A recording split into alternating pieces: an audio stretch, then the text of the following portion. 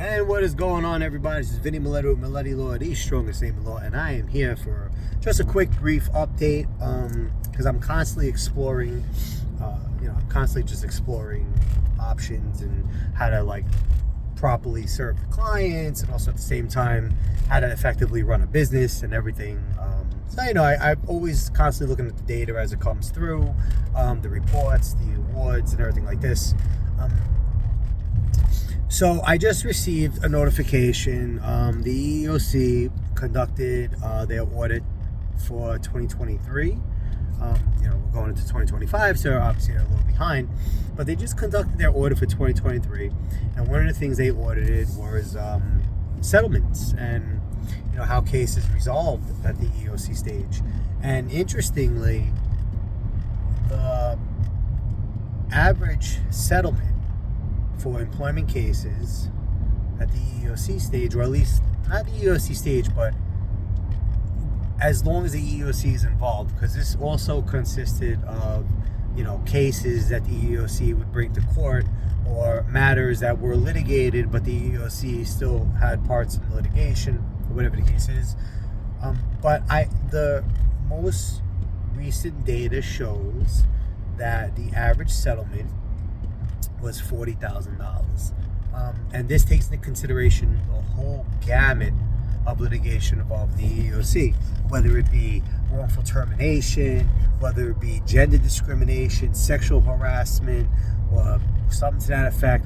This also takes into consideration people that are earning, high earners that earn over 6 figures a year, people that earn hourly wages, whatever the case is. So to me, it's kind of telling to me, because I have always had a hard time understanding how people value these employment cases, just in terms of a realistic value, right? So I understand how numbers get to where they are, right? I understand how to do the valuation.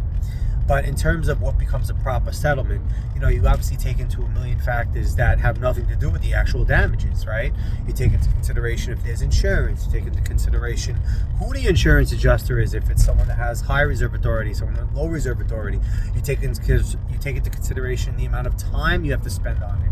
You take into consideration how much you're losing in terms of man and woman power, at your business while you're trying to address these. All these items need to be addressed, and all these items need to be addressed and paid attention to. And a lot of times people lose sight of what the actual case value is. They'll sit there and think that every case in the world that comes in is worth $1 million. More so, they'll think that all of their cases are worth $1 million. Everybody that comes in my door thinks they have $1 million case, and it's sad because they don't. And I don't know what little birdie is telling them that they have $1 million case, because the numbers don't add up. Even at inflated numbers, right? Even at the numbers that I throw in just because to start the conversation, even at those numbers, it doesn't make sense, right? So it can't get up there. So I don't know, I don't know what little birdie. Oh, really? I'm not sure what little birdie whispers in them, but I do want to highlight that, and I think it's critical, that the most active government body that manages these things on a daily basis is the EEOC, and the EEOC highlights that an average settlement is about $40,000 amongst the whole gamut of every demographic out there for employment discrimination. So I just want you all to keep that in mind. So when you're sitting here and contemplating that all your cases are worth millions of dollars, hell, that all your cases are worth 6 figures, okay?